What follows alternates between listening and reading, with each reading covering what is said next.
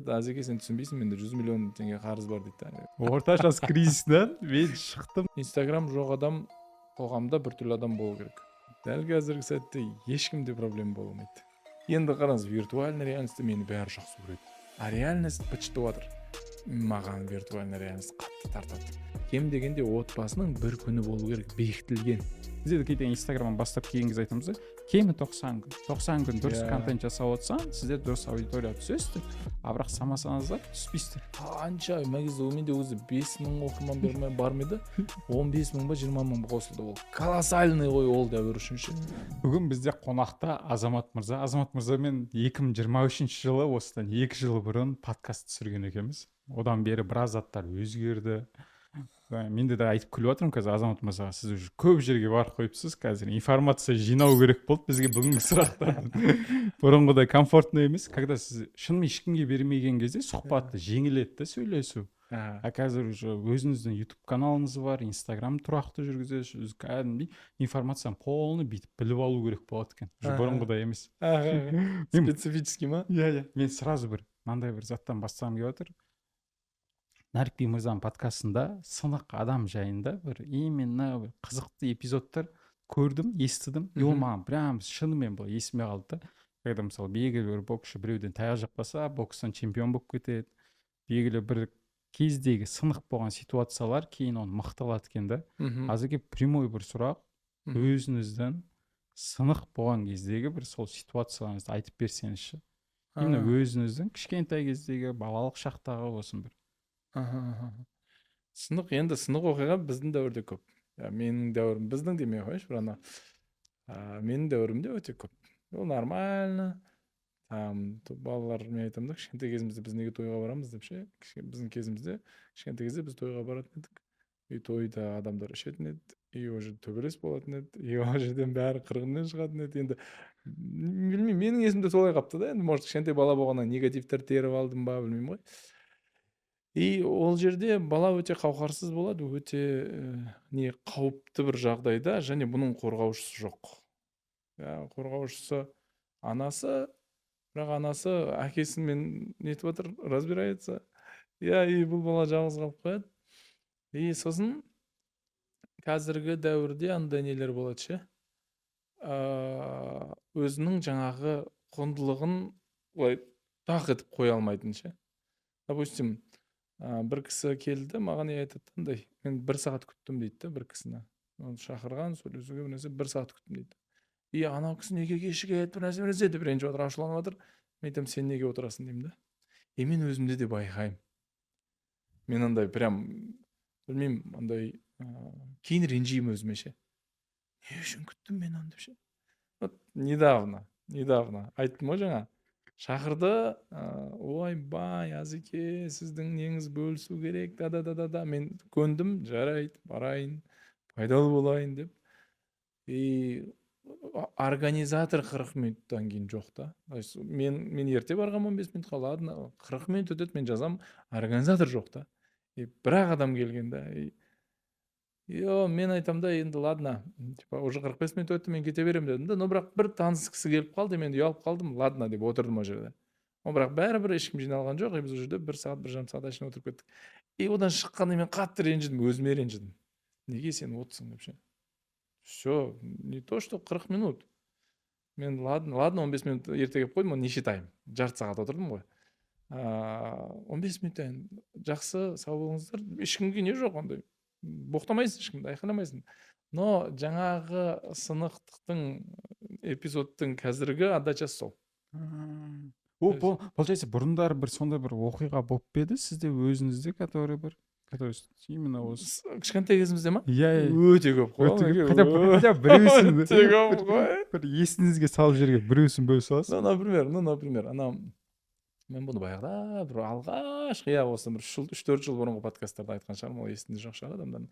Жаңа біз бокстасайын деп жатырмыз. Теперь мен андай, то есть ол дәуірдегі адамдарды кінәлай алмаймыз. Просто бала қалай считывает оны. Сол ғой бұл жерде мәселе. Әйтпесе там папа кінәлі, мама кінәлі. Емес. Бұны анықтап алайық. Адамдар қазір әке-шешесімен қырылып жүрмесін. Осындай бір семинардан кейін менің бір таныс ханым мамасына жазған ғой, короче. Оказывается, ты мне испоганила всю жизнь деп ше, короче. типа ана психолог ана жерде түсіндірген ғой детские травмы да. Мгм. Детские травмы это не значит, что сен мамаң папаң кінәлі. Точно. И мен кеше недавно осындай бір оқиға болды. Мен балаларыма сол айфонға рұқсат жоқ, соткаға рұқсат жоқ балаларыма. И балам бір нәрсе айтып жатыр да. Енді казалось бы, сырттан қарасаң, нечему жаловаться менің балама ше. Там мен обязательно онымен еркектер күнін жасаймын, мен обязательно онымен уақыт бөлемін, мен оған жылқы сатып алып бердім, мен оны анда тренировка жүрмін, бәрін. Казалось бы. Бірақ балам мамасына ренжіпті да. Папа не деген адам бір нәрсе деп. Мен ойладым, в общем, травма алады бала. По-любому алады, окей? Сонымен енді менде қандай болды? Опять-таки бұл мама папаның кінәсі емес, бірақ кішкентай азамат бұны қалай қабылдады. Қазір болса, ой, забей, уже андай можно оправдать. Но ол кезде мынандай болды. Біз бокстасайын деп жатырмыз, туысқандар бәрі жиналған. И мен ол кезде 5 жасармын, 6 жасармын ба сондай. Ну, екінші, үшінші сыныпқа дейінгі оқиға, потому что одан кейін біз қалаға көшіп кеттік. Сол кезде мен бокспен айналысып жүрмін, и мен типа боксермын, и тура туысқандар бәрі жиналды ауылдан, и менімен қатар бауырым бар, тоже боксер. Давай екеуің бокстасыңдар деді. Вау, все, давай. И мен қарап тұр, менің папам тұр. Ема, все, бұл бала үшін андай опора. Еще екіншісінде андай, қазір мен көрсетемін, папа айтады, ема, менің балам красавчик деп айтады, короче. Мен енді тұрам, енді мас енді бәрі. И әкем айтады да, анау Алмат молодец дейді, біздікінен боксер шықпайды ау деймін дейді. Мен оған дейін 1 жыл ма 2 жыл ма айналысқанмын. Одан кейін мен ешқашан бокспен айналысқан жоқпын. Мен ана жерде жылап жердім, жүгіріп кетіп қалдым. И бәрі түсінбей қалды, не болды деп ше, типа ұрып жерді ма деп. Біз бастаған жоқпыз даже. Мен жүгіріп кетіп қалдым, короче, қашып кеттім. Ана жерде страшно больно болды маған.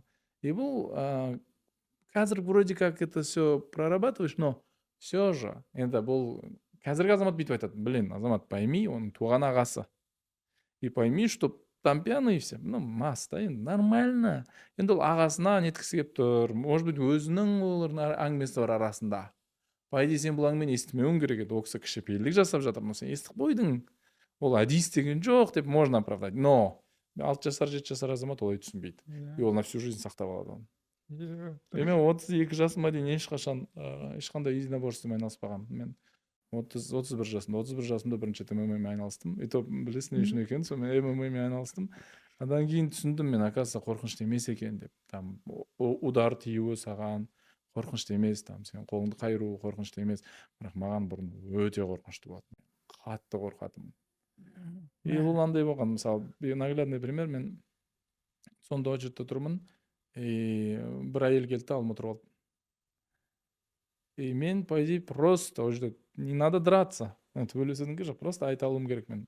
Сіз очередь тұрмедіңіз, или очередь мына жерде ғой. Біз тұрмыз ғой деп айта алуым керек. Мен айта алмаймын. Почему? Потому что егер ана жерде бір сәл не болса, андай бір конфликтный ситуация болса, мен қатты қорқамын. Ол кезде. Қазір ойлайсың, вообще не проблема ғой. Ханым, кешіріңіз, мен сізді байқамай қалдым ба, әлде сіз мені байқамай қалдыңыз ба? То есть, может, сіз тұрдыңыз бұрын, мен байқамай қалдым. Ол, мен тұрғанмын десем, без проблем, өте беріңіз. Жоқ тұрмаған болса, онда артқа барыңыз, очередь қой мына жерде деп айтуға болады.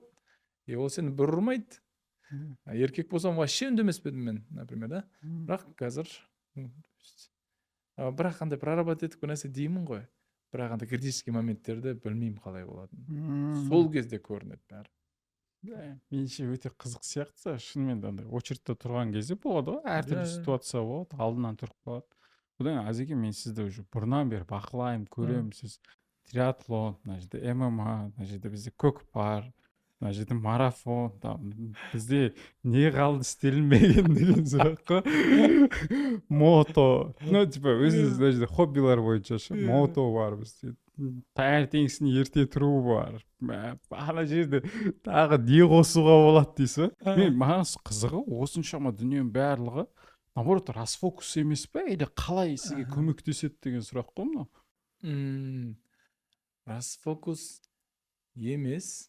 Кеше бір жерде семинар болды, сонымен сөйлесіп отырмыз, айтадым да мен, сіз қанша спортпен айналысасыз? Мен айтамын, 3 рет таңертең күрес, 3 рет таңертең фитнес, сосын 2 рет көкпар десем, 8 күн болып кетті ғой дейді. Сыймайды ол жеті күнге дейді да, мен кешке көкпар, вторник жүзер кешке көкпар деймін. Расфокус болмайды, өйткені жаңа мысалы айттым ғой жаңа бизнес клуб таңғы 9-да келіп айтады да, суббота күні таңғы 9-да ұйықтайын ба деп едім деп ше. Мен таңғы 6-да тренировкаға барып қайтқам да ол күні. Тренировка 1,5-2 сағат рубиться етіп қайтқам, еще мен ерте келгем да. Демек таңғы 9-ға дейін ғой бұның бәрі менде. Барлығы 9-ға дейін. Адамдар оянып жатқан кезде мен обед ішейін деп жатамын. Енді таңның уақыты өте берекелі. Мен оны қалай, мен оны қатты сезем ше. Андай Алла тағала маған бір береке береді.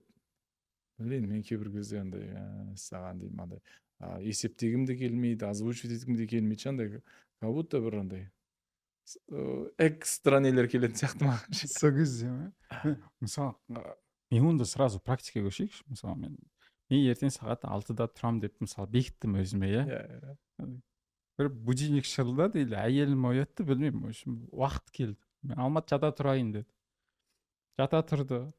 Тағы 1-2 рет шырылдады, жарайды деп қоя салды. Осы кездерде мысалы сіз қайтесіз негізі, не істеу керек деген мұны практикалық кәдімгі. Иә.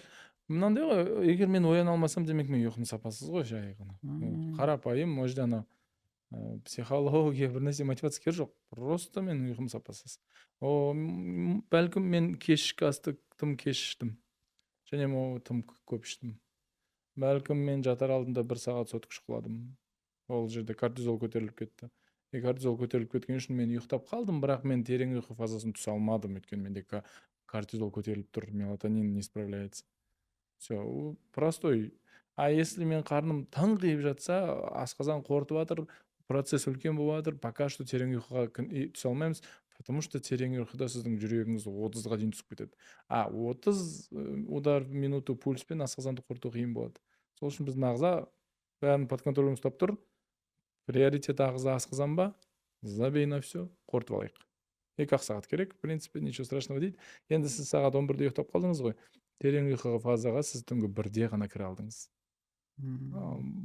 Қарапайым логика. Сондықтан кешкі ас, телефон, су, үшеу ғана, көп нәрсе жоқ. Шынымен көп нәрсе жоқ. Значит, ұйқыны реттеп ал дейсіз ғой, получается. Если тұра алмасам, бірінші кезекте осы ғана. Сапасын. Алғашқыда бір шамамен 2-3 апта бәрібір не керек? Сила воли керек, потому что менің ағзам енді үйреніп жатыр. Ана еркін формат дегенде мен орысша қосып жіберіп жатырмын, байқадыңыз ба? Негізі таза қазақша сөйлеймін. Жарайды. Енді потому что дегендерді приоритетный орган енді жарайды. Сондықтан бір 2-3 апта кішкене ерік жігермен алып шығу керек, өйткені ағза қалпына келу керек. Содан кейін оңай кетеді. Мен енді түнде не үшін ұйықтай алмаймын, сол жайында айтайын. Менде өзі орта жас кризисі деген бар ғой негізі. Өзім 30-дамын, түрім жас көрінсе де уже 31, былай келіп жатырмын. Сонымен кейде түнде ұйықтай алмайсың, бір түрлі сұрақтар келеді, сондай бір. Мен не істеп жүрмін, не үшін ақша тауып жүрмін, мен вообще дұрыс істеп жүрмін ба, андай бір осындай бір сұрақтар келеді да. Ана сұрақ келген кезде ұйықтап жата алмаймын ше, мен андай болды, білмеймін, ол возможно кризистік шақ па или депрессия ма, точно не екендігін білмеймін. Сіздің подкастта айтқандан мен естідім. Орта жас кризистен мен шықтым деген ше. Содан сұрап отырмын да, сіз қайтып шықтыңыз, или мынау депрессия ма, жоқ әлде андай не ма, кризис па, жоқ әлде? Мындай дәл қазіргі сәтте мүлдем проблема жоқ. Дәл қазіргі сәтте ешкімде проблема болмайды. Мысалы, Құдай сақтасын, мен көлігім соғып алсам, мен 1 секунд бұрын соғып алдым. Дәл қазір мен тоқтамай соғып атқан жоқпын оны. Қайда буң деп жоқ. Мен соқтым. Проблема ма? Проблема. Қазір сәтте не істеп отырсың? Енді отырмын жерінде. Білмеймін, жаңа скоройды күтіп отырмын деген, жедел жәрдемді күтіп отырмын деген сияқты. Бір дәл қазіргі сәтте бола алу. Мен жаңа айтып бердім ғой, жаңа таңертең бір реніш болды деп ше, бірақ өтіп кетті. Мен қазір жақын адаммен сұхбаттасып отырмын, болды. Қазір барлығы күшті. Бір кісі айтады, Азеке, сен түсінбейсің, менде 100 миллион теңге қарыз бар дейді. Қазір сұрап жатыр ма сен, сен шай жеп отырсың, бір өте қымбат ресторанда стейк жеп отырсың. Енді ол мен 2 жылда қайтаруым керек дейді. Енді 2 жылың бар ғой, қайтарамайтын сияқтымын дейді. Осылай қайтарамайсың. Қайтарамайтын сияқтымын деген ниетпен қайтарамайсың. Мен қазір не істеуім керек? Қазіргі сәт күшті. Қараңыз, мінекей, сіз орта жас кризисіндесіз, иә? иә Сол жерден осы ой алып шықты ма сонда? сосын ана нелерге басқаша көзбен қарау, оқиғаларға позитивді қарау. Кеше ғана Дэвид Гоггинстің постын оқыдым. Енді ол да тым асыра сілтеу болуы мүмкін, бірақ аларымыз бар. Аяғының суретін қойған. Табаны деген жыртылып кеткен, қажалып кеткен, ана тырнақ, ана саусақтардың терілері ашылып кеткен. Күшті текст жазып қойған, бүйтіп жазғанда, анау 180 км жүгірдім дейді. Аяғым быт шықты дейді. Біреулер бұны айтады дейді, мен жарақат алдым, менің терім ашылып қалды, не істеп жүрмін, қиын ғой, жаңағы не үшін керек бұның бәрі деген сияқты. Мен бұны бүйтіп айтамын дейді. It's marks дейді.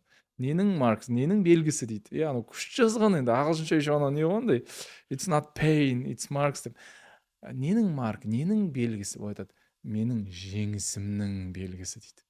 Мен жеңдім дейді. Мен айтамын, вау. Мен алдыңғы жылы ровно бір жыл бұрын жазда спаррингте қолым сындырдым. Мен қолым сындырдым, енді бәрі ренжиді. Ана сен қойшы, может қоясың, сен 35-ке келіп бұндай экстремальный керегі жоқ шығар.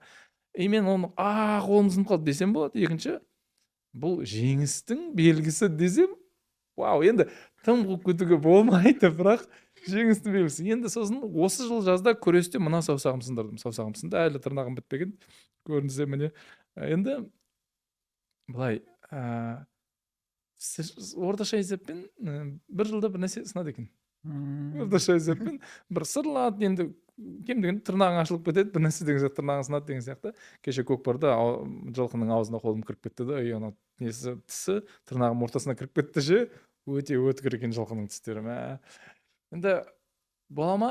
Мен жыласам болады, ештеңе істемейікші, спальныйда отырайықшы, құрсын, сындырып жүреміз ба, 36-ға келе жатырмыз, кер жоқ, бұл менің ойымша 1-2 жылда бәрімізде бір нәрсе болады, тырнағымыз сырылып қалады, қолымызды кесіп аламыз, бір жерімізді шыбығын шығарып аламыз, аяғымыз нетіп қалады деген сияқты, бәрібір болады екен. Онда давай спортта болсын да.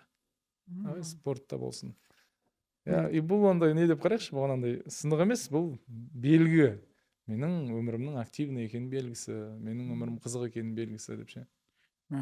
Қараңыздар, мен жаңағы айтып отырмын, что түнде ұйықтай алмай қаламын. Одан сіз мынаны айтып отырсыз, что қазіргі моментте бол осындай деп. Негізі көп жағдайда сұрақ не ғой? Мен дұрыс жердемін бе деген сияқты шандай. Дәл сол сәтте сіз супер жердесіз ғой. Үйіңізде отбасыңызбен супер жердесіз ғой. Негізі 100%. Енді онда қатты проблема жоқ. Дәл. Бірақ өз ісім мынау менікі ме деген сияқты андай бір сұрақтар кейде маза. Болу керек, әдемі сұрақ. Аны жатар кезде болмау керек. Бұл сұрақтар менде қашан келеді білесіз ба? Таңғы 5-те. Мен отырмын, жаңа суым ішіп алғам, зарядкамды жасап алғам, жуынып алғам, дәретімді алып алғам, намазымды оқып алғам, мен отырмын, дұға етіп жатырмын. Осы кезде келеді маған. Мен сол жақта тік ана бір визуализация пайда болады ше, мен тыңқ мынаған жалған, мынаған жалған, келе жатырмыз. Просто тоқтама. YouTube-қа кірдің, 1000 просмотр. Тоқтама. Там Instagram бір нәрсе істедің, 200 просмотр болды. Тоқтама. Деп тік құрып алам, кәдімгідей күшті болып қаламын мен. Значит, бұл сұрақтар күндіз келеді сізге. Бұл сұрақ бәрібір келеді, бірақ өзіміз таңдайық уақытын дегенім ғой. Жақсы. Менде де кейде ойлаймын осы. Когда осындай сұрақтар келген кезде, шынымен де ұйқыға прямой әсер ететін осы сияқты да. Андай ауыр сұрақтар ғой. Кәдімгідей. Одан еще кейде әйелім де сұрайды, не болды дейсің? Жақсы деп қоясың да. Бірақ іште андай бір нәрсе тұр ғой, типа, что-то не болып отыр деген сияқты шынды. Жатпайсың, ұйықтамайсың ба дейді. Сен ана жерде жүрсің да. Или сол кезде қашып кеткім келеді, андай болады ғой бір. Сұрақ келеді ғой. Мен кейде ұстап қалады, мен мойындаймын кейде. Өзім андай керемет продуктивный адам емес. Кейде ұстап қалған кезде, сөйтіп қалған кезде. Телефонны, ойыны, бір нәрсесі, прям таңға дейін ойнау кейде. Болып тұрады бір. Срыв ретінде қосам да, таңға дейін ойнаймын ше, осы кезде. Тақ. ана сурактан качып атырмын го максимально, как будто сол телефондун ойуну шығарып. Виртуальный реальность Ана жерде реальность ұнамайды, виртуальный реальность күшті. ана жерде тез го, раскачка тез жасайсың, Иә. ұтыласың тез, дофамин беріліп атыр, и бір қарайсың сағат 4 болды. Ё-моё, хорошо. Нәрсе, игроман не мәселесін зерттеп көрдім да, бұлай реальность мынандай. Жақын таныстарым да бар, сондай ше. Реальность мынандай. Әйелі миын жеп жатыр. Неге жейді? Өйткені ақша алып келмейді. Жеткілікті ақша алып келмейді дейікші. Тырыспайды. Ата-анасы миын жеп жатыр. Сен қашан адам боласың? Сен қатарлылар үйтіп жатыр, бүйтіп жатыр. Достары қатты араласқысы келмейді, өйткені элементарно бір жерге жиналдыңыз, там счет 20 мыңнан шықты, ол төлей алмайды. Окей? Достары да кішкене оны уже ақындап шеттете бастаса, реальность осы. Реальность маған өте ауыр. Бірақ мен контрға кірсем, ол жерде білмеймін, никім менің kill бір бәле, ана жақта Ресейден, Америкадан біреулер жазып отыр. Вау, who's that kill? Анау kill деген кім? Мынау деген пышақпен лақтырып өлтіріп жүр ғой деп жүр. Бір нәрсе дейді да. Енді қараңыз, виртуальный реальностьте мені бәрі жақсы көреді. Шапалақтайды. Сен не деген адамсың дейді. А реальность бытшытып жатыр. Маған виртуальный реальность қатты тартады. Менің миымда тәтті жер осы. Мен соған кіріп кете беремін. Мен айтам да, кеше бір жігіт айтады да, кеше таңертең, әзеке мен ұйқы бәрін реттегім келіп жүр, бірақ мен футболды қатты жақсы көремін дейді. Футболды қатты жақсы көремін. Енді матчтар түнгі 1-де басылады, 2-де басылады дейді да. Соны көремін деймін, үйтем, кейбір кезде таң намазына ұйықтап қаламын, бір нәрсе дейді да. Мен айтам, мысалы таң намазына сен никак жауап бере алмайсың. Матч көрген едім. Енді менің бір хоббиім бар, өзі футбол көріп, айналайындар, жұрт құсап ішпеймін, шекпеймін, жабы футбол көрейікші десең болады ғой. Никак жауап бере алмайсың сен таң намазына деймін да. Верно жерде приоритет бар. Енді тереңірек қазатын болсақ, футбол көрген уақытың ысырап бола ма болмай ма, сұрақ белгісі. Мен діни қатты маман емеспін, бірақ білмеймін. Футбол көрген уақытың ысырап емес па? Егер ертең таңертең YouTube'дан көруге болатын болса, мысалы білмеймін. Сосын ол уақытта сен отбасыңның бір нәрсесін ұрлап атсаң, ол халал ба, уже вопрос. Сосын әлемдік саясатта мынандай нәрсе бар, мынау үлкен индустрия, өте үлкен индустрия, спорт. MMA болсын, UFC болсын, футбол болсын, баскетбол болсын, өте үлкен спорт, өте үлкен ақшалар жүр. Сенің соған үлес қосып отқаның өте опасын. Негізі терең қазсаң, білмеймін, андай бір тақуалықпен сұрақ сұрайтын болсаң, ол көру дұрыс емес болуы мүмкін ше. Сондықтан андай приоритет таңда деймін да, приоритет таңда. Шынымен, мен телефон ойын, даже футболдың жанында да бірге тұрмайтындай болып тұр, негізі мойындау керек. Телефон ойын, мүлдем. Мен еще кейде андай бір орнатам, ойнаймын, мысалы айттым ба, сағат 4-ке дейін биттім ба, болды. Одан кейін андай ғой, сен ойнап болғаннан кейін күшті сезіммен мына реальностьқа келсем бір жөнді, бірақ іште кінәлайсың ғой, не істедім мен? Лучше алмат. Қанша уақытымды құрттым да. Лучше ұйықтай салмадым ба деп тып-тыныш. Ұйықтаған жақсы. Тып-тыныш, әйелің жанында жат, спокойно, ұйқыңды қандыр, ертең жұмысын нормально істей. Нем бар еді мына жерде дейсің да, мен әкейін дейсің да, удальды дейсің. Өте қатты сынаймын ана кімді. Мен студент кезде бір ұстаздың сабағына қатысқам. Ол айқайлаған ше. Әлі есімде андай столды ұрып тұрып, жаңағы үйінде, диванда, қолында пульт, сериал көріп ататын еркектер, ол еркек емес деп айқайлаған. Мен содан кейін сериал көрмеймін, қорғанмен көруге кәдімгідей бір. Мен сериал көріп, мысалы біреу көріп қойса мені, мен жаман ұяламын, қатты ұяламын. Кино көруге де ұяламын мен ше. Кинотеатрға отбасымен барғанда нетем, мысалы жалғыз киноға баруға қатты ұяламын мен. Ұят сияқты, біреуге айтатын сияқты, не істеп отырсың деп ше. Енді бір шәкіртім бар, ол айтады да, мен ойынға тәуелді болып қалғанмын дейді. Кішігірім кәсібі бар, ақша жаман тауып атқан жоқ, бірақ одан да көп табуға болады еді. Жалпы любой еркекті мынаумен сындыруға болады ше. Сен потенциалыңды білесің ғой деген сұрақпен сындырасың, тотальный. Сен табылатын ақшаны тауып жүрмін деп ойлайсың ба деген сұрақ қойсаң, о сынды. Менің ойымша кез келген еркек мейлі 100 миллион тауып жүрсін, мейлі миллиард тауып жүрсін, ол біледі, оның потенциал одан көп екен ше. Енді еще бұл сұрақ түнде келіп қалса біттіңіз. Енді мен ана жігіт айтады мен сынаймын деймін, андай мен қатты сынаймын сені деймін да, сен ойын ойнап отқаның, сенің балаң бар, сенің отбасың бар, сен ойнап отырсың деймін ғой. Сосын мынандай бәле шығыпты ғой қазір, достар болып жиналып барып қымыз ішетін. Маған айтады, Азеке, жарайды, енді қымыздың өзі кішкене щепетильный вопрос қой, біз қазақтар өзіміздікі ғой енді, бірақ жарайды, оны діни мамандар нетсін. Енді қаншалықты дұрыс деймін да, айтады, Азеке былай басталды дейді.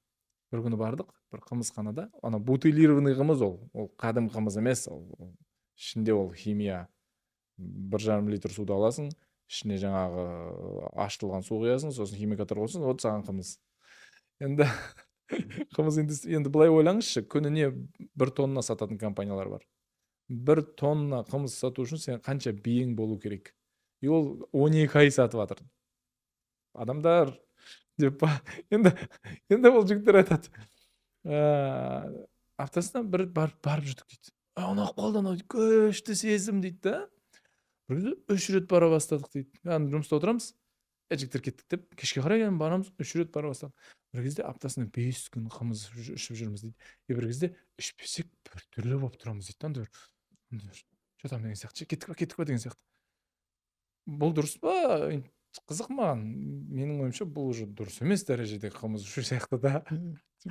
Біз зато пиво ішіп жүрген жоқпыз дегенде ғой. Иә. Былай қарап отырсаң. Енді менің әйелім ренжи береді дейді. Біріншіден. Я білді ғой, енді. Сен достармен топ етіп барып күнде сөйтетінің да. Енді ренжиді, әрине ренжиді.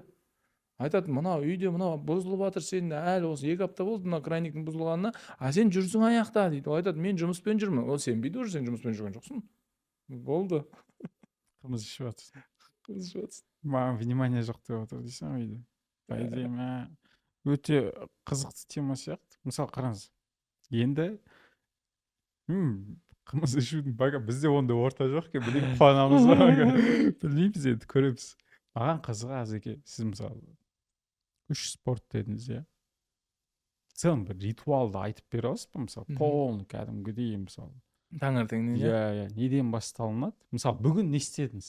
Мысалы бүгін болмаса кешегі күн бір айтып. Былай ғой, шамамен соңғы 10 жыл осындай ритуал, бірақ мынандай арасында үзіле ме? Әрине үзіледі. Әрине. Ана кейбір адамдар ойлайды екен, робот екен деп ше. Умраға бардық, түнгі 1-де қондық, келдік жаңағы Меккеге, одан кейін умрамызды жасадық, и сағат 4-те ма 5-те ма жатайын деп жатсақ, бір жігіт айтады да, мен бөлмемдегі жаман фанатым екен да, айтады да, ұйықтайсыз ба енді дейді да. Ұйықтаймын ғой дешін. Сіз қазір 45 минуттан тұрмайсыз ба дейді да. Тұрмайым мен. Ұйықтаймын. Бүгін 11-ге дейін ба 12-ге мен ұйықтауым мүмкін деймін да. Ана, біз 10 жыл деп айттыңыз дейді. Сендер мен әше. Енді, мысалы, шетелге барасың, жоқ режим, жоқ. Шетелден келем 2 апта, жоқ режим. Өйткені сен қалыпқан келуің керек, восстановление бар, иә. Бірақ осы, мысалы, мен умрадан келгеніме 3 апта болды, соңғы 2 апта, 4 апта болды, соңғы 2 апта уже четкий режим қайтып келді. Бірақ басында ұйықтадым. Енді 4:45-те тұрам, жуынам, шайынам, зарядкам жасаймын, сосын жаңағы суым, 1 стакан суым ішемін, 15 минут өтеді. Иә, бет-қолым жуып, тісім жуып неткенше. Сосын 5 намазға тұрдыңыз. Сосын оқып алғаннан кейін, жаңағы тәсбихатыңызды жасағаннан кейін, уақыт қарамаймын, мен отырып дұға етемін. Кейбір кезде 20 минут өтіп кетеді, кейбір 25 минут өтіп кетеді. Енді сіздің 20 минут дұға етуге уақытыңыз жоқ күндіз. Қазір бізде сіз 20 минут мына жерде отырып дұға етсеңіз, біраз тірлігіңіз қалып қойған сияқты болады да. Таңғы 5-те жоқ. Таңғы 5-те сенің жұмысың жоқ басқа. Одан кейін тұрамын да, таңғы асым ішемін. 5:30-да менде таңғы ас, орташа есеппен примерно 5:45-20, но бірақ всегда сол диапазон таңғы ас. Одан кейін кітабымды оқимын. Бірнеше кітаптарым бар, дауыстап отырып оқидым. Бірнеше кітаптарым бар, и соны бөліп қойғанмын. Ана ішінде бүгін оқылу керек, мынанша бет, бүгін мынанша бет деген. Бірнеше тілде. Ол өте маңызды. Бірнеше тілде кітап оқыңыз, біріншіден сіздің ұйқыңыз келіп кетпейді. Екіншіден сіздің миыңыз тонуста болады. Енді Альцгеймер ауруының әлі емі табылған жоқ, бірақ ғалымдар мына нәрсеге тоқталады. Альцгеймердің алдын алуы мүмкін деген екі ақ нәрсе бар. Бір, балық майын көп жеу, балық жеу. Екі, көп тіл білу. И сол тілді практиковать етіп отыру. Сіз таңертең бірнеше тілде кітап оқыдыңыз, мейлі 3-ақ тіл, біз кем дегенде 3 тіл біледі ғой бізде. 5-ақ минуттан 3 тілде кітап оқыңыз деймін да, 15-ақ минутыңыз кетеді. Болды. Одан кейін шамамен 6-15-те тренировкаға дайындаламын, кетем. Ол кезде бала шағамызды оятамыз. Шағам тұрады. Оны оятамыз, сөйтіп мен тренировкаға кетем 6:30-да. Сосын 8:30-да бітеді.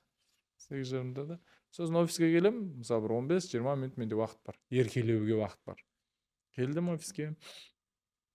Перепискаларымды қарадым, инстаграмнан жазғандарға жауап бердім. Инстаграмды қазір маған жазамайтын қылып тастаған, мен жазамайды ешкім. Андай бұрын жазып қойған кісілер болады жазуын, бірақ новыйдан жаза алмайды адамдар. Маған келмейді запрос. Бірақ көмекшім номерін қойып қойдым. Мәселе болса сол кісіге хабарласады. Яғни хат аз. Екіншіден менде уведомление мүлдем жоқ. Инстаграмға да, WhatsAppқа да уведомление жоқ. Дауыс шықпайды. Қазір маған WhatsAppтан жазып жатқан болуы мүмкін, бірақ ол дауыс шықпайды. Мен жақындарыма ескертіп қойдым. Егер маңызды болса, телефон шал. Өйткені сен білесің, менің WhatsApp'ымда дауыс шықпайды. Мен өз 1 сағатта шамамен ашам, сол жауап беремін. Маңызды болмаса. Маңызды болса, телефон шал. Көмекшім біледі, бала шағам біледі, жақындарым бәрі біледі. Одан басқа кісілер 1 сағат күте тұрады. Қатты күйіп барса звондайды ғой енді. Сосын, демек бұл мен көп уақытын алмайтын болды одан кейін.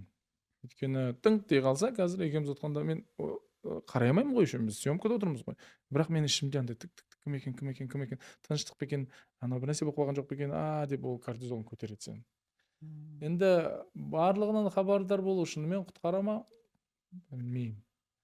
Енді ондай критический жағдай болуы мүмкін, Құдай сақтасын, ол кезде телефон шалсын адамдар. Телефон шалсын. Содан кейін жұмысқа кірсем, ол тек жұмыс, тек кездесулер, тек жаңағы съемкам, бір нәрсем. Кешкі 6-7-ге дейін, кешкі 6-7-ден кейін тек қана отбасы. Кешкі 6-7-ден кейін тек қана отбасы. Тек қана отбасы, иә. Кейбір жаңағы аптасына 2 күн көкпарым бар, кешкі 5-тен 8-9-ға дейін болады. Басқа күндері тек отбасы. Бір маңызды кездесу қоса әрине. Енді тойға барасыз ба дейді, өте сирек барам, өте сирек. Барған күннің өзінде 9:30-да бетінен сүйіп, сыйлығын беріп кетем. Жақсы, рахмет деп. Сөйтем. Жақында ғана бір кісінің туған күніне бардым. Сол жерде мықты блогерлер болды. Солар мені қойыпты да жаңағы, Азекең не істейді екен деп ше. Олардың стористарын көрдім, мен айтамын да, мен үйдемін деймін да. 9:30-да жазып жатырмын да, мен үйдемін. Енді құттықтадым, сыйлығын бердім, болды ғой. Одан артық не керек? Азеке, менде мына жерде 2 сұрақ бар ше. Қараңыз, Азамат мырза. Біздегі жаңа сіз таңертеңгісін таңғы ас дедіңіз ғой. Таңғы асты сіз жұбайыңызбен, ханымыңызбен бірге ішесіз ба? Ол кісі де тура осындай сіз сияқты әдетке мынандай помешанный адам ба деген бір сұрақ бар.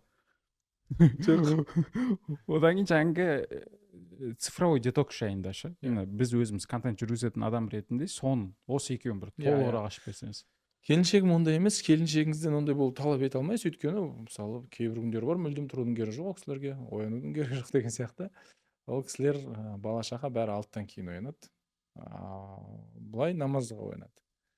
Таңғы асымды біз бірге ішетін кездеріміз бар, бөлек ішетін кездеріміз бар. Мен оған не емеспін. Бірақ аптасына 2 рет таңғы асты барып өзіміз сыртта ішеміз. Мен айтатынмын жаңағы отбасымен 2 рет свидание деген шарт бар. 2 рет свидание болу керек. Біз қазір институт оқып жатырмын дедім ғой, институт семейный психология, сол жерде мынандай нәрсе айтады. Кем дегенде отбасының бір күні болу керек, бекітілген. Бізде ол мысалы бейсенбі кешке еді. Бейсенбі кешке біз театрға барамыз, немесе кинотеатрға барамыз, сондай барамыз. Бейсенбі кешке уақыт бар, кешкі 7 болды. Ол кезде енді тірі болсаң келуің керек сен жерге. Мысалы сен ол жерге андай ойбай маңызды бір көкем звондап қалды, болмайды. Сен ол күнің сенің қасиетті күн. Андай сен жұма күні пландамайсың ғой түсте ештеңе. Сол сияқты. Енді мына бүйтіп айтады. Сәрсенбі түнде екеуің ажырасып кете жаздап ұрысқан болсаңдар да, енді бейсенбі бір-біріңді күні бойы көрмей қашып жүрген болсаңдар да, кешкі 7-де келулерің керек дейді. Келіп сол жерде отыруларың керек. Қатып қалған уақыт. Енді таңғы ас сөйтіп бекітілмеген, бірақ жаңағы 2 рет свидание бар, ол жерде біз әдетте таңғы асқа барамыз. Былайынша жоқ. Енді ол кісі өзінің пландары бар, өзі тұратын уақыттары бар. Көбінесе бірге отырамыз, таңертең. бірақ мен сияқты қатты ерте тұрмайды. маған тура өзіме тигендей болды. Бізде сенбі күні Иә. кешкі уақытта әйелімнің уақыты, ол семейный емес, Иә. бірақ әйелімнің уақыты.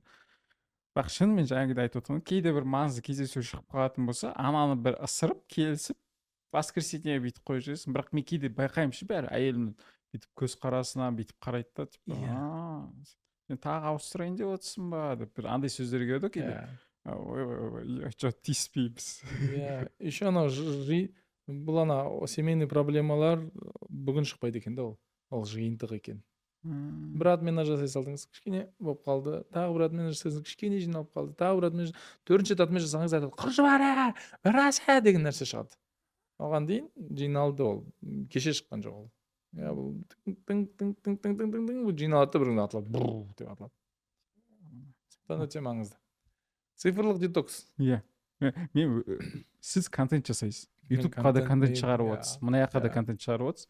Сол адам ретінде бір қалай көресіз, қалай үлгересіз дегендей ғой. Бізде кейде контентті қатты активно потреблять етіп отырған, көріп отқан кезде көп істеп кетеміз. Иә. Бірақ былай жоқ болса, вообще жоқ болып кетеді. Мен білем, мысалы, мен де рилс көргім келеді ше. Андай, ойбай, мен де жоқ деп айтпаймын. Көргім келеді. Мысалы, кеше ғана, кешкі 9:30 мен жатайын деп жатырмын.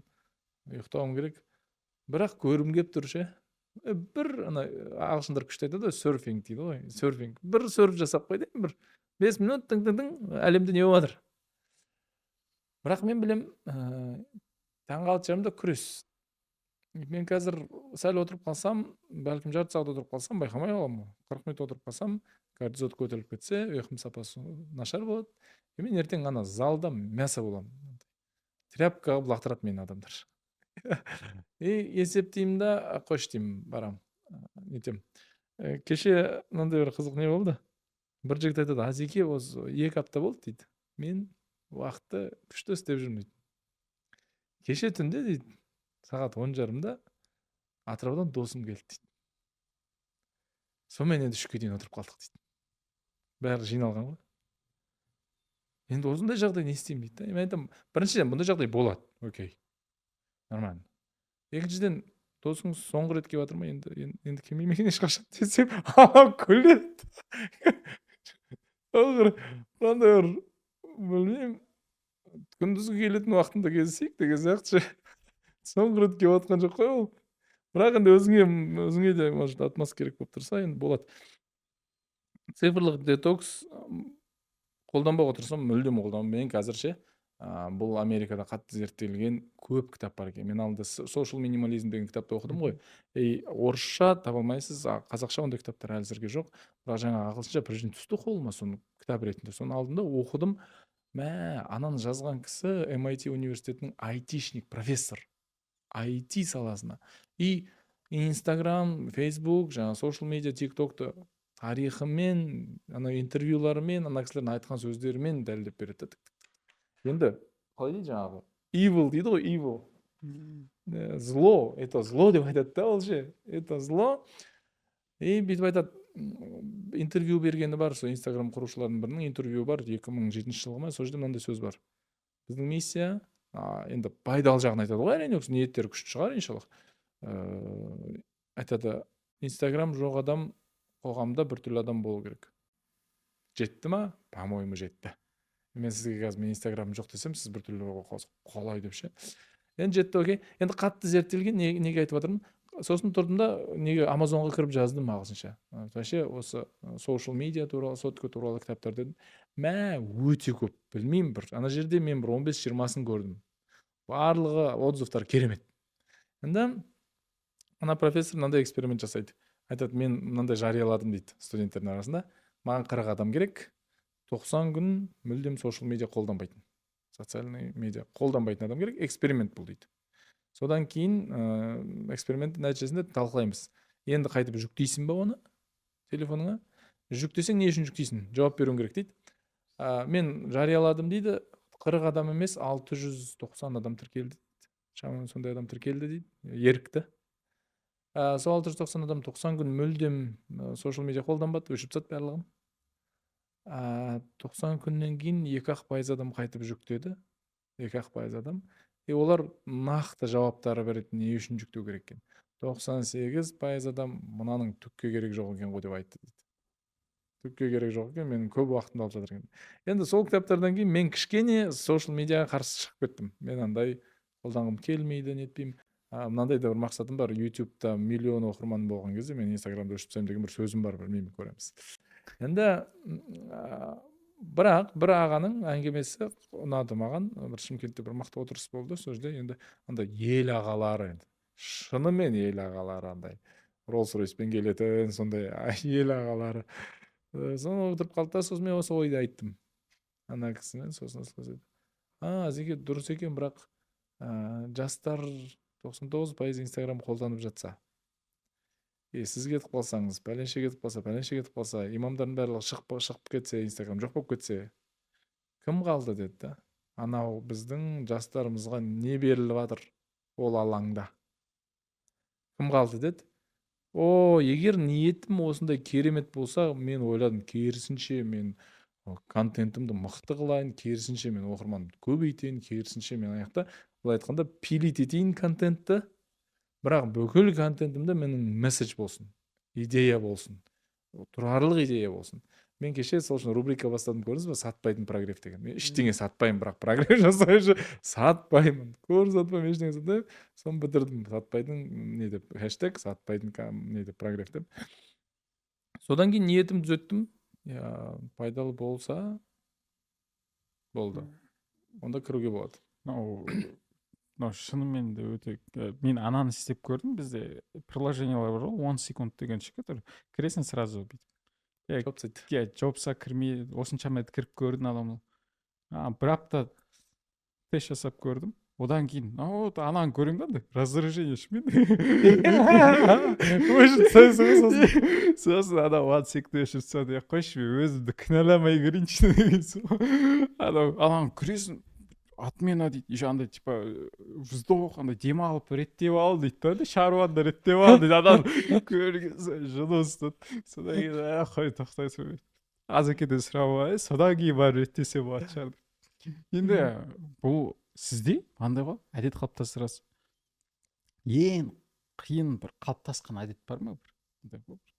Ең қиын. Білесіз бе, мен ана кабинетіме не сатып алдым. Офисыма кірген кезде көмекшімнің бөлмесі, одан кейін менің бөлмем, кейін ассистентім бөлмесіне де қойып қойдым. Тура есіктің жанында мынандай полка жасатып қойдық. Кіресіз, сол жағыңызда полка, ана жерде включайды полка. Полкаға сотканы қойып кетесің.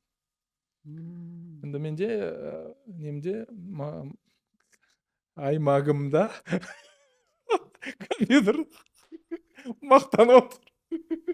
Аймағымда WhatsApp бар ма? Адамдай деп. Анамдай наличка қалғам.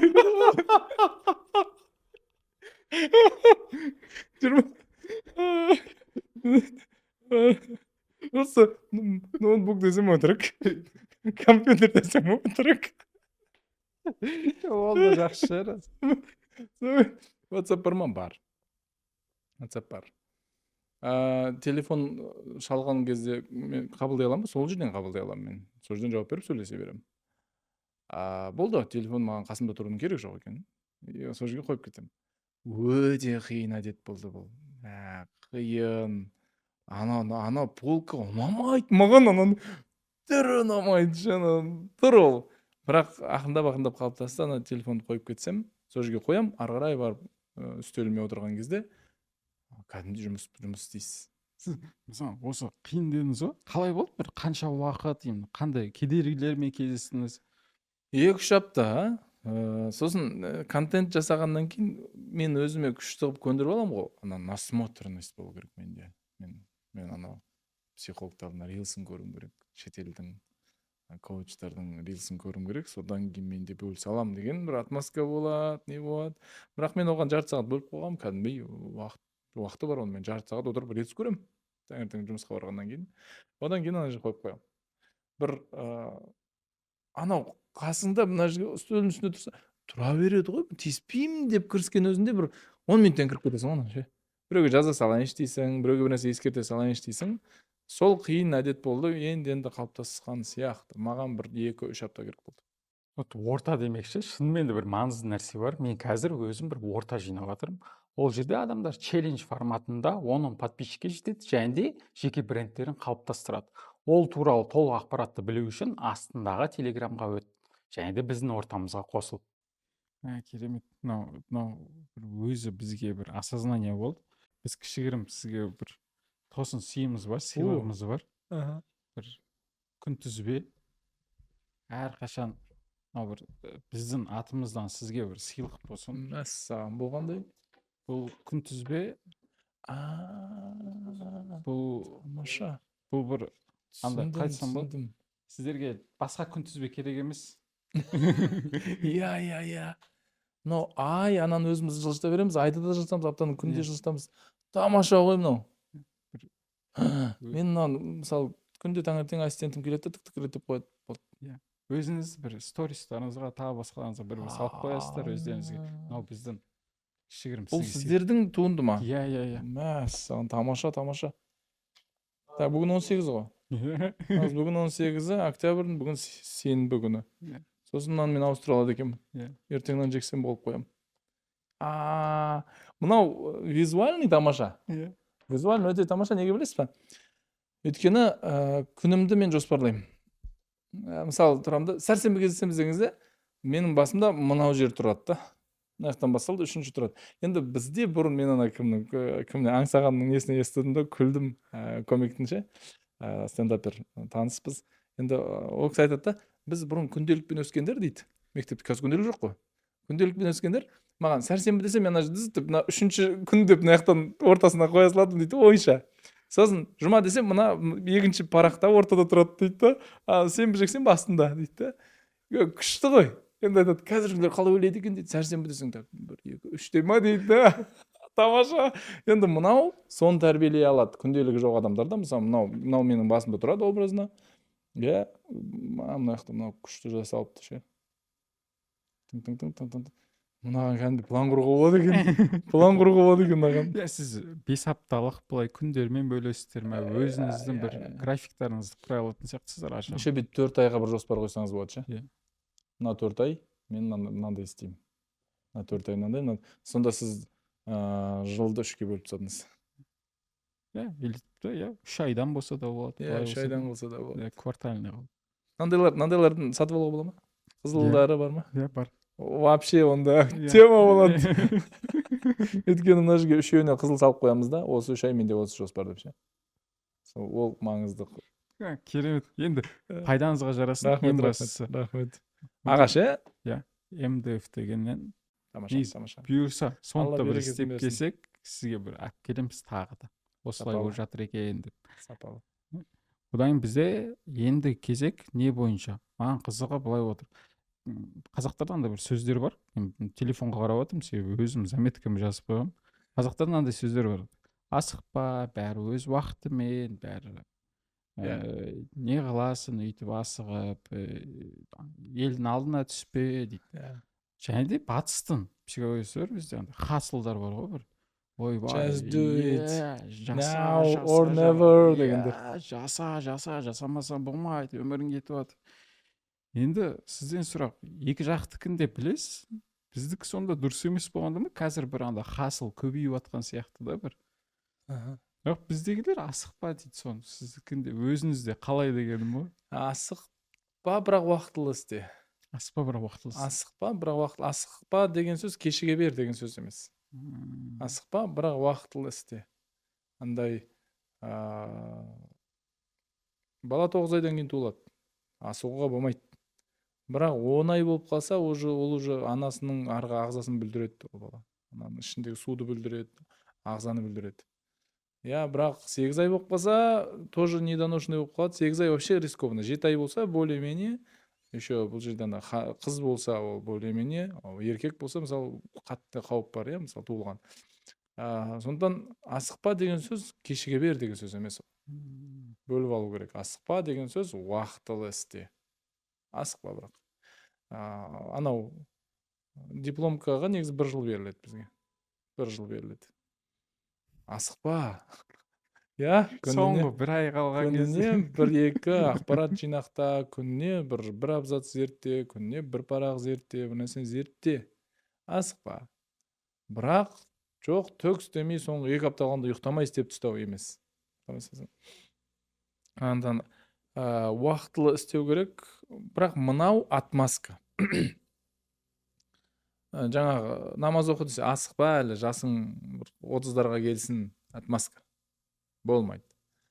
Спортпен айналысса, асықпа әлі, сен 20-дасың, қаяқтың спорты, денең қалшылдап тұрған кез жоқ. Асықпа, болмайды.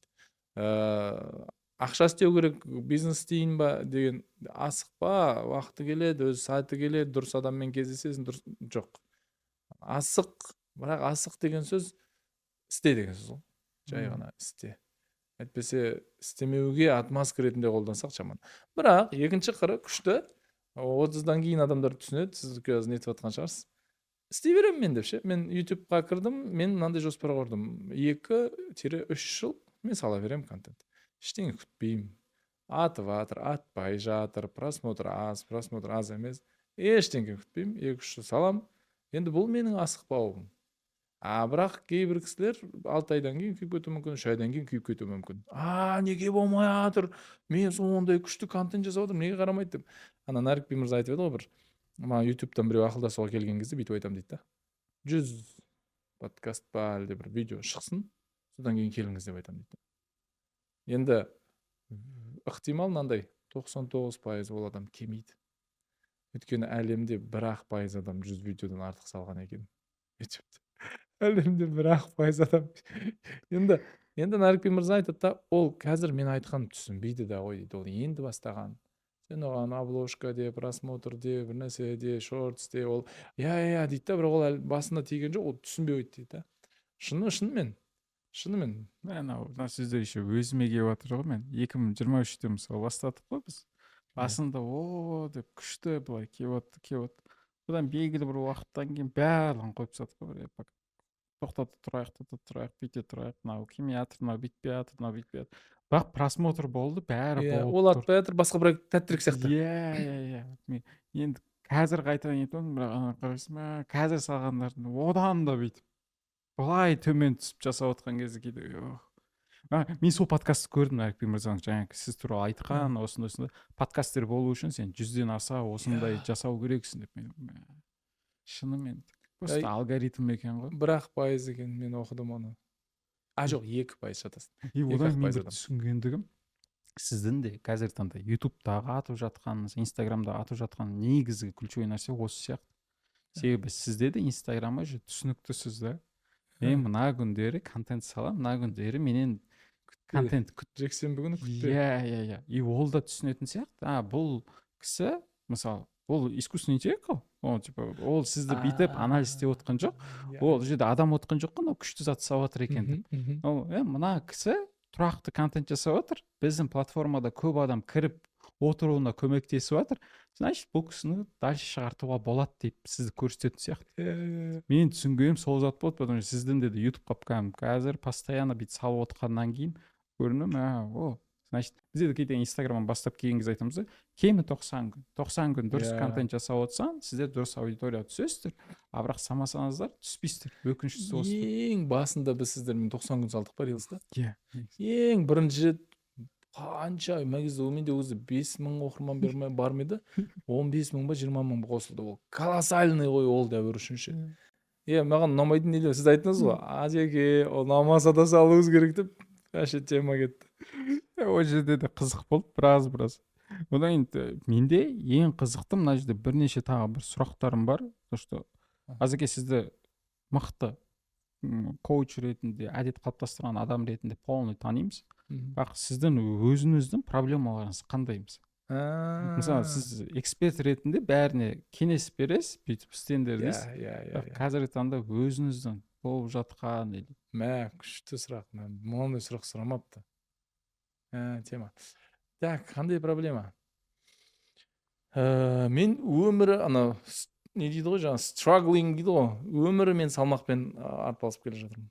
Өмірі.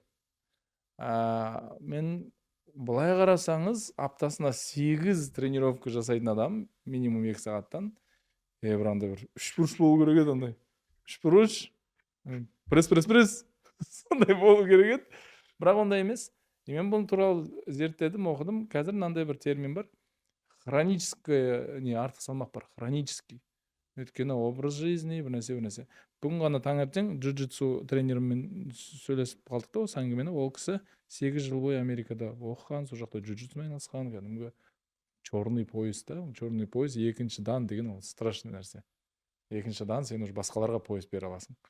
Енді ең патологы, енді ол кісі айтады да, бразилиялық кісілер өте фит, качок, жаңағы артық май жоқ, түк. Олар өмір сүру салтын сондай қылып тастаған. Өте көп жаяу жүреді. Өте көп, мысалы, нелер мүмкіндіктер жасалған қалада, өмір салты оның анандай. Енді біздің өмір салтымыз тарихымызда болған оқиғалардың нәтижесінде тамақ өте маңызды, бізге тамақ өте маңызды. Маған деп айтайыншы, маған өте маңызды тамақ. Мысалы, мен сізбен кездесуім келген болса, мен сізді дастарханға шақырамын. Бір маңызды қонағым келсе, мен оны дастарханға апарамын. Балалармен маған психологым айтқан еді, Азамат, не превращай еду в развлечение деп ше. Мен одан кейін өзіме анализ жасасам, мен балалармен бір жаққа шыққанда мен тамақ жейді екенмін да. Яғни балаларымның ертең естелігінде әкеммен не істейтін едім, тамақ жейтін едік ше. Тамақ жейтін едік. Енді ең развлечение мен тамақ. Менің өмірлік образым анау. Енді менің дисциплинаммен мен өзімді жаңағы спортқа апармасам, мен вообще кететін едім ше. Буп етіп ше. Өйткені бұны хронический ауру деп қазір мойындады әлемде. Бұл ВОЗ айтты. Бұл хронический ауру, ожирение деген. Бұл еще ұрпақ қуалайды. Енді онда бұл менің проблемам. Мысалы, бір жаққа сапарға келгенде бір 6-7 килограмм қосып келемін. Обязательно. Не істедім? Просто ол жақта спортпен айналыспадым ғой. Болды. 6-7 килограмм қосып келемін. Алдыңғы жылы, осы жылы көктемде Англияға бардым. Күнде спортпен айналыстым. Бәрібір 5 килограмм қосып келдім. Бәрібір.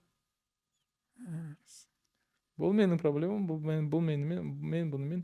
Қазір умрадан вообще 7 килограмм қосып алған ба, шок болдым өзім келгеннен кейін. Қалай деп ше. Вроде как күнде жүресің 4-5 сағат, білмеймін. Қазір қайтып енді қалпыма келе жатырмын. Кеше аптасына бір рет міндетті түрде массаж аламын да мен. Арнұр деген жігіт бар, тамаша массажист. Уже 1,5 жылдан асты. Сәрсенбі күні таңғы 9-да мен тренировкадан келгенде Арнұр есіктің алдында тұрады, екеуміз бірге кіреміз, ол маған массаж жасап кетеді. Кеше айтты, аға, денеңіз күшті қалпына келіп жатыр екен деді. Болды. Ол біледі ғой, тем более массаж менің анатомиям жатқа білетін шығар ол. Қай бұлшық етім қандай екенін ше. Күшті қалпына келіп жатыр. Болды. Енді 2-3 апта керек, 2-3 аптадан кейін түсе бастайды мен салмағым. Қайтып барлық режим келді ғой. Бірақ ертең сапарға кетемін. Мысалы, келесі айдың 26-сы менде Түркияда 1 апталық сабағым бар. Мен оқимын барып. Сол сабаққа барғанда мен білем, мен салмақ қосып келем. Сіздікі де кәдімгідей проблема екен. Проблема. Бір кісілер айтады ғой, мен онда артық салмақты қалай қосамын дейді. Мен білмеймін, мен өмір керісінше арпалысып келе жатырмын мен. Азеке, онда сіз мысалы біреулерді үйретесіздер, коучинг дейді мысалы. Коучингта сіз өзіңіз кімнен үйренесіз негізі? Менің тұрақты коучым бар. Бейсенбі күні түскі 12-де мен коучыммен сессиям бар. Тұрақты ол, өзгермейді. Сосын сейсенбі күні сағат 2-де психологыммен. Соңғы бірнеше жыл сессиям бар.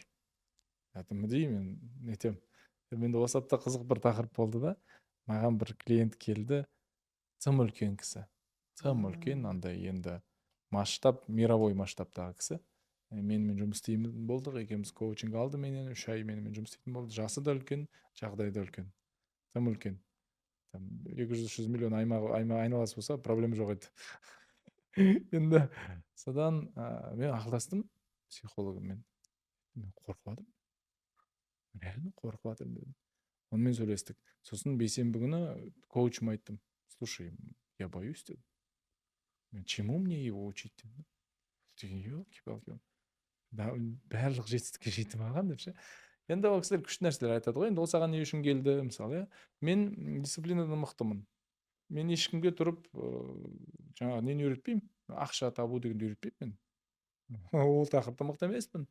Мен ешкімге бала тәрбиесі дегенді үйретпеймін. Өзім тәжірибеммен бөлісетін шығармын, бірақ үйретпеймін, адамдарды айтпаймын, келіңдер маған мен үйретемін демеймін ешқашан. Бірақ мен дисциплина үйрете аламын. Енді анау сенен не сұрады дейді, мен айттым дисциплина сұрады. Өмірімді қайтып реттегім келіп жатыр деді. Болды ғой деді. Енді сосын біткеннен кейін коучым айтады да, если тебе станет легче дейді, то я тебе скажу дейді. Сені мен бірінші рет кездескенде мен де қатты қорықтым дейді да. Сен ананың бәрін айтып бердің ғой дейді да, 50 мемлекет араладым, үйттім бүйттім, мотоциклмен жүремін, анандай спортпен айналысамын. Мен ойладым дейді да, мынаған мен не істеймін деп ойладым дейді да. Енді болады мындай, болады. Менің өзім тұрақты нелерім бар. Жаңа мысалы мен пациентпін, мысалы Арнұрға мен пациентпін. Мен мысалы Арнұр келгенде ақыл айтпаймын оған вообще. Мен жаңа дәрігердің ауруымын ғой, жаңа пациент қой енді. Клиентпін мен оған, болды. Ол жерде оған коучинг сессия жасамайсыз. Ол положениеде емессіз.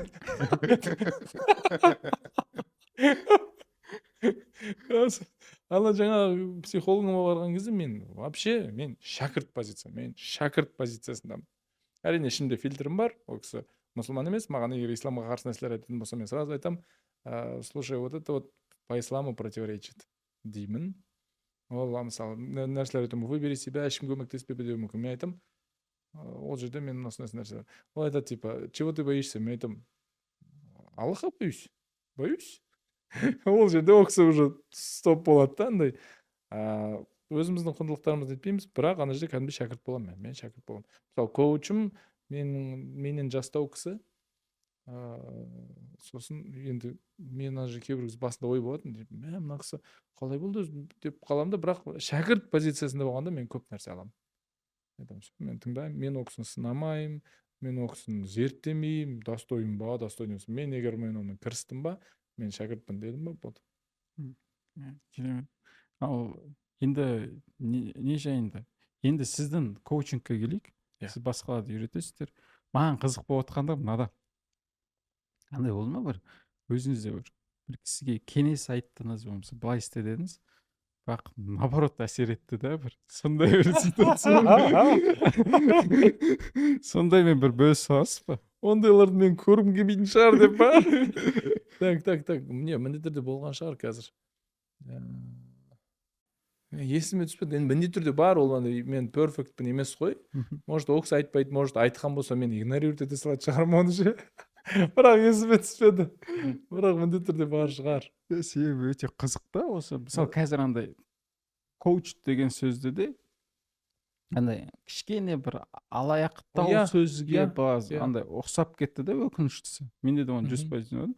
Бірақ соға кішкене андай бір фильтр жасап адамдар түсініп қалу үшін қайтып таңдаған. Мен бір кісіге спортпен айналыс деп айттым, сөйтсем ол кісі жаңағы омыртқасында проблема бар екен.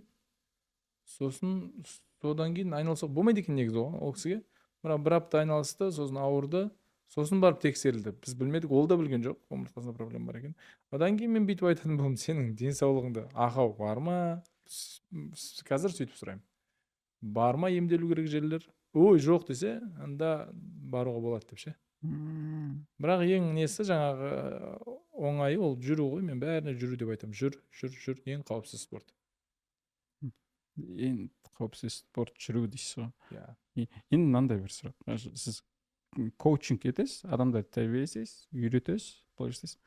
Негізгі нәрсе сонда андай ЦКП дейді ғой мысалы. Негізгі нәрсе қандай? Адам көп жұмыс істеу керек па, көп табыс табу керек па, жоқ робот болу керек па, бір андай түсіндіре алдым ба, білмедім сұрақты. Андай болды кейде бір адамдар бір қай жаққа қарай. Менен бір кісі сұрады, сен робот емессің ба деді. Сұрады. Мысалы коучинг келген кезде олар көп жұмыс істеуге тәрбиелейсіз ба, көп ақша табуына ма? Негізгі нәрсесі. Өмірің қызық емес па деп бір жігіт сұраған ше. Айтады да, біз екеуміз сессиямыз бітті кешкі 8-де ма сондай. Өзі сөйтіп сұраныпты да, андай кешке ғана босаймын деп, сонымен жарайды деп. Кешкі 8-де бітті, сосын шай ішейік та дейді да. Шай ішпеймін деймін да. Азеге бір енді андай рахметім болсын, бір кешкі асын етсек па деді. Ниеті жақсы ғой. Мен қазір барып ұйықтаймын ғой дедім да. Азеге өміріңіз қызық емес па дейді да. Мен өмірім өте қызық ше. өте сол кезде бір ана бір мақтандым мен, пришлось ол кезде мақтануға ше ана жігітке ше, өйткені жас жігіт енді иллюзия болмасыншы дедім да, айттым сен қанша кітап оқыдың дедім. Ол жазды, 6 ай болды, 6 айда осы 6 айда қанша кітап оқыдың дедім. 1-2 кітап шығар деді. Мен 54 кітап оқыппын қазір дедім. Қанша мемлекетке бардың, бірақ мықты кәсіпкер, ақшасы бар. 3 мемлекет дедім: Дубай, Түркия, Өзбекстан. Мен 50 мемлекетке барғам дейді. Сосын күледі: болды әжеке, сіздің өміріңіз қызық екен дейді, сіздің өміріңіз қызық. Ана же бірақ өйтуге болмайды негізі, бірақ былш еткіздім ше. Ана білмеймін, шыдамай кеттім. Негізі бәрі мойындататын зат сияқты ғой. Тік етіп қойып берсе. Ол жерде біраз мақтандым мен. Біраз нәрсе мақтандым. Оның капитализациясын сұрадым, ақшасын сұрадым, біраз нәрсесін сұрадым. Мынау бір өзіме ұнаған бір подкасттардың бірі болды. Рахмет Азеке, қонақ болып келдіңіз. Енді бір соңғы сұрақтарға келдік. Осы сіздің түсінігіңізде бақыт деген не нәрсе өзі? Как раз жаңағы сұраққа да байланысты ғой, адамдарға не үйретесің деген. Вот осы бақытты болуды үйреткім келеді ше. Бақытты болуды үйрету дегенде, енді оны өзі таңдайды адам ше. Өзі таңдайды. Мен үшін бақыт режиммен жүру, отбасымен тұрақты уақыт бөлу, андай авария болмай тұрып, мысалы кімдер бұны бірінші жапондықтар істеді ғой, көлікке қатысты. Бүйтеді, бұзылғанын күтпейді олар. 5000 километр өткеннен кейін мына жерін ауыстыруымыз керек, 50 000 километр өткеннен кейін мына жерін ауыстыруымыз керек, 100 000 километрді мына жерін ауыстыруымыз керек деп расписание қойып қойды. Сол шақ келген кезде мен Жапониядағы жұмыс істейтін қазақ жігітпен сөйлескенмін, неде Киото қаласына бардық, сол жақта қазақтармен таныстым, күшті неттік. Енді ол айтты да, біз андай фирмада жұмыс істейміз дейді, трубалар ауыстыратын, сосын крышалар ауыстыратын осындай. Енді ана барлығы расписаниемен жазылған. Мына көшенің бойындағы труба 12 жылдан кейін ауысады. Мына көшенің бойындағы труба 6 жыл қалды, 6 жылдан кейін ауысады деп тұрады дейді. Барамыз, қазамыз. Ана трубалар жылтырап тұрады дейді. Тап таза. Айтады: Азеке дейді, сенесің бе, бір дат басқан жер жоқ дейді. Мен айтам дейді, жапон ғой бастық. Мен жалғыз қазақпын дейді компанияда. Айтам дейді. Анан ауыстыр, мынау ысырап қой деп айтам дейді. Мынау жаңа труба ғой, бұл құбырды ауыстырып керек жағдай. Осындай бүлдірет деп айтады дейді жапондық. Осындай бүлдірет. Қазір жылтырап тұрған шығар. Сен қазір қайтып көміп тастайсың, келесі жол бұл 12 жылдан кейін ашылады дейді. Енді ол 12 жылға точно шыдамайды. Сол үшін біз ертең 3 жылдан кейін ана жерде атылып, жолдың бәрі жабылып, быт-шыт болып жатады. Сол ұрсады дейді маған: ей, қазақ деп айтады дейді. Алып тастау керек па? Алып тастау керек. Сосын мен айтам дейді, ана труба маған берші. Жаңа труба ғой. Анау күледі дейді, сен не істейсің оны деп ше. Сен не істейсің? Үйіңе салмайсың, ол пәленбай километрлік труба ғой. Сен не істейсің оны? Сен сатасың оны дейді. Сен біреуге қолданылған рискованный труба сатасың дейді. Ол менің мемлекетім бір жерін бүлдіреді ертең дейді. Сатпайды дейді, короче. Болды, неге утилизацияға кетеді. Ана айтады: ішім кетеді дейді, жылтырап тұрған шифрлар кетеді дейді, жаңағы крышалар кетеді, жылтырап тұрған трубалар кетеді дейді. Енді бір жерден бәлкім ысырап жағынан енді әрине бұны нетіп сынап көруге болады. Бірақ бұзылмай тұрып, ол жақта аяқ асты авария деген болмайды екен. Мысалы, сол кісі айтады, соңғы 3-4 жылда дейді, Токиода бір авария болды дейді, автобанда. Ол андай жаңалық болды дейді.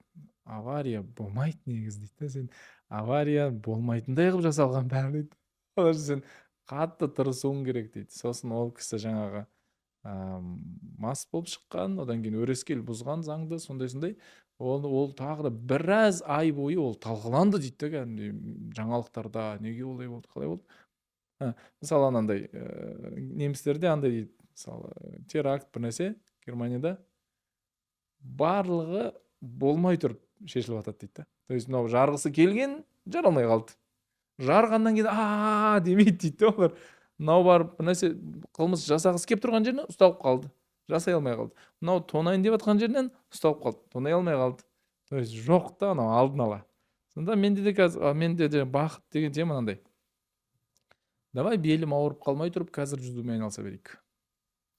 Давай отбасымен қырылып қалмай тұрып қазірден уақыт бөле берейік. Енді қалауына қатысты. Біреу айтады, маған қатты приоритет емес, денем приоритет емес. Окей, сен не қалайсың? Это ақша дейді. Жарайды, ақшаны пландайық. Бірақ бәрібір ұйқыға тірелеміз, бәрібір денсаулыққа тірелеміз, бәрібір қарым-қатынасқа тірелеміз да. Сондықтан әркімнің өзінің приоритет бағыты бар, біз сонымен жұмыс істейміз. Керемет, тамаша. Мен қазір бақытқа келеміз, мен есіме түсіп кетті бір зат. Таңертеңгісін кейде таңертеңгісін ерте тұрған кезде или жалғыз өзің жексенбі күндері жұмыс барысында жалғыз болып отырсың ғой. Кейде бір андай болады ғой, бір білмеймін, ол шайтанның іс-әрекеті ме әйтеуір бір ештеңке істетпейді ғой кейде. Болады бір жалғыз өзің болсаң, сіз мысалы таңертеңгісін сағат 4:30-да тұрып, өзіңізбен өзіңіз былай жұмыс істеп сөйтіп отырсыз да. Ол керемет. Ол жерде мүлдем әңгіме жоқ. Бірақ енді мен жалғыз өзім ертеңгісін тұратын болсам, таңертеңгісін ерте тұратын болсам, мен ештеңе істемеймін, планым жоқ, нем жоқ. Или даже жазып қойсам да болады ғой бір. Кейде бір кішігірім бір орта болса, мен түсінетін едім да, кішігірім. Бүйтіп істеп жүргендері бар, давайте бірге істеп көрейік, болады деп. Бірақ сіз сияқты мен қанша жерден жасап көрмеші, былай істеп. Бөрпи бар ғой бізде челлендж. Талай рет бастадым, былай істедім. Бірақ маған штраф болса ғана істеймін мен. Бір ешкім жоқ кезде ешкім қарамаса деген заттар жұмыс істемейтіндігін байқадым да мен. Білмеймін неге екен. Қойсын, не үшін ол? Сол тақырыпта мен андай окошко қалдырмауға тырысам. Мысалы, менің баратын тренировкам мини-группада. Өзі 6 адам бар да, группада. И тренер бір күн бұрын кешке жазады. Ертең келетіндер плюс. 2 адамнан аз келсе, тренировка болмайды. Енді мен бармай қалсам, көрініп қалады да. Сен 40 адам жүрсең, жарайды, азамат байқалмай қалады. Бірақ 6 адам ғой. 6 адам. Бұл жерде бір окошко бар. Мен өзіме рұқсат бере алмаймын. Екінші бір нәрсе, мен андай нетпеймін. Эмоционалды сұрақ сұрамаймын ше. Бүгін шаршап тұрмын ба? Тренировкаға бармау деген вариант жоқ менде. Бара беремін ше, шаршап бара беремін. Мен асаба манияқта қатты түк бітіре алмасам да, сол жақта жатып терлеп қайтайын мен сол жақта. Хотя бы біреудің прием үйренуіне себепкер болайын, мен жаңа мен қылқындыра алсын деген сияқты. Білмеймін, андай эмоциональный алып тастай алдым мен. Эмоциональный. Шаршап тұрсам барам. Қорқып тұрсам да барам. Ұялып тұрсам да барам. Барым келмей тұрса деген просто сұрақ сұрамаймын да мен. Барғым кеп тұрма деген сұрақ жоқ. Тұрам да бара беремін. Сізде де онда сол орта ғой, Ортаның қатысы бар, сосын сөз беріп қойған сөздерім қатысы бар, сосын менің болашақта менің образым әсері бар маған. Қатты шаршап тұрған кезде мен елестетемін. Менің ойымдағы менің образым, мен әлі жеткен жоқпын оған. Болды, әлі жұмыс істеу керек. Надо пахать деп. Не надо пахать деп. Надо головой работать деп. Тамаша. Жаңағы. Онда уже аяқтайық, то что сіздікін жалпы бақыттысыз ба? Негізі. Соңғы рет мысалы андай бар ма бір? Абсолютно прям бақытты болған шағыңызды айтып бере аласыз ба? Мен абсолютно бақыттымын. Абсолютно бақыттысыз. Абсолютно. Бірақ бұл мынау деген сөз емес, мен мақсаттарым жоқ деген сөз емес. Жетпеген нем өте көп. Бірақ мен оған жеткенде бақытты боламын деген идея жоқ менде. Мен қазір бақыттымын, мен солай оған жетемін. Қазір бақыттымын. Ол мысалы мен Геленваген алғым келеді. X5 алғым келеді. Кеше бір кісі сұрайды. Мен салоннан Subaru алдым ғой.